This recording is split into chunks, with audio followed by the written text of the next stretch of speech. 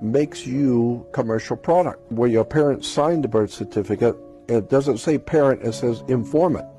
But look on the other side and you will see the whole birth certificate it's on stationery, which is security paper. It's on bank security paper. It's got the little design all around it. So it's a security on the stock exchange. But on the bottom, on the left-hand side on the bottom, it's printed. It will tell you that this birth certificate is the property of the Department of Commerce. Your mother gave birth to you. She was in labor. She built you in labor, and then you came out of your mother's water, so you are a maritime admiralty product, just like the TV that came from Japan came in on water. That's why if you're going to be born again, you have to go out and be dumped into the water and be born again, because you came out of your mother's. Today in effect, or is there a different constitution that you claim? Unfortunately, we are being snookered by the Congress because every 2 years they reintroduce a state of martial law, and we are not under our first constitution. We are under this second secret constitution. What that constitution provides is that our tax dollars are going to pay interest to the Federal Reserve. They're not paying for any of the services that we need in our country. Instead, where are we getting the money? We're getting it from the poppy fields in Afghanistan and the drug trade.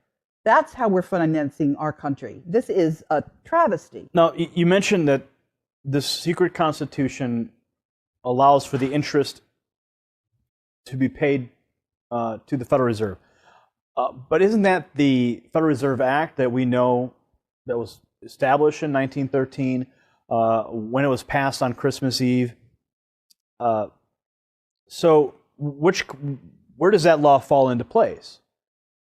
You'll remember that President Lincoln was assassinated by a Jesuit. Mm-hmm. That was in order to prevent the greenback dollars that Lincoln had issued directly by the Treasury Department. And so what happened was the bank of that day was then able to continue to earn interest on the currency of the United States. That was why he was assassinated. And the reason why we had that second constitution enacted in 1871 is that is when the Revolutionary War debts fell due. As a matter of fact, one day I opened my mail and somebody mailed me the financing statement for those debts that, together with the unpaid interest on the debts, had accrued to the trillions of dollars.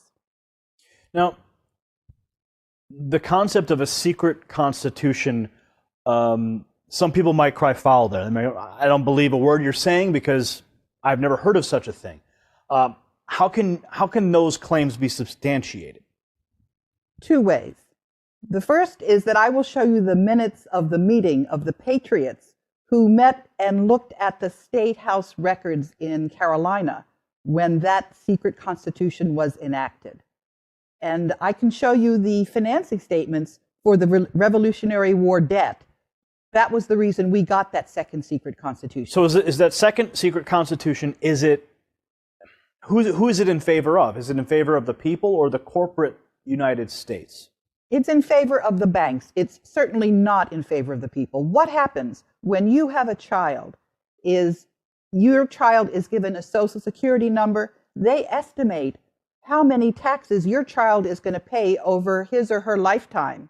And they take that birth certificate and they issue it on the capital markets and they earn money on it. Okay, so what you're saying is that the birth certificate itself creates a monetary value on the books with the Federal Reserve? I'm saying something much worse, actually.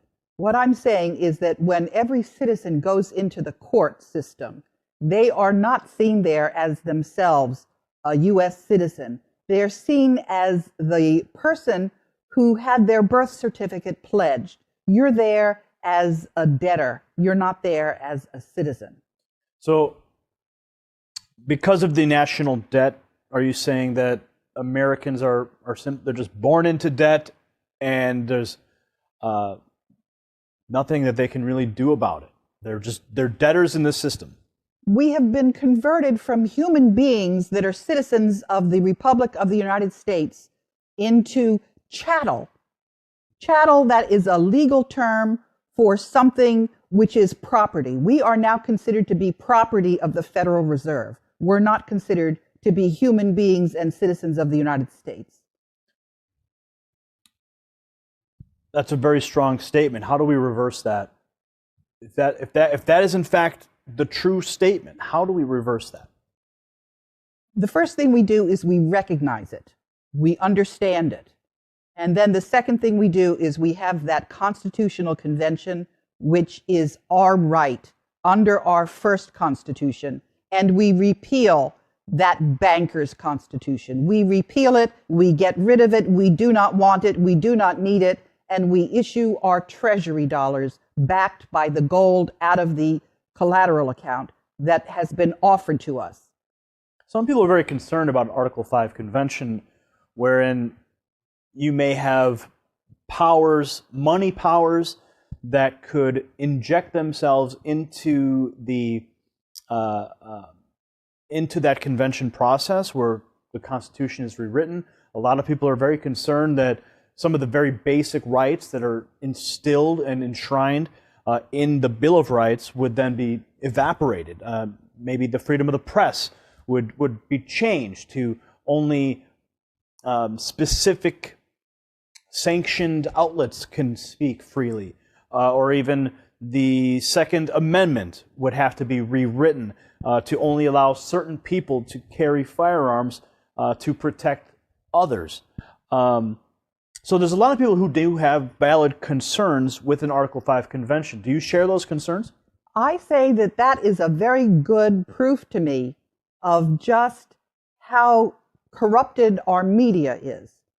Because if we had a true media that was representing the interests of the citizens, they would know that that is not a concern whatsoever. Because what happens out of that convention is simply recommendations, which have to be voted up or down by 3/4 of the state legislatures.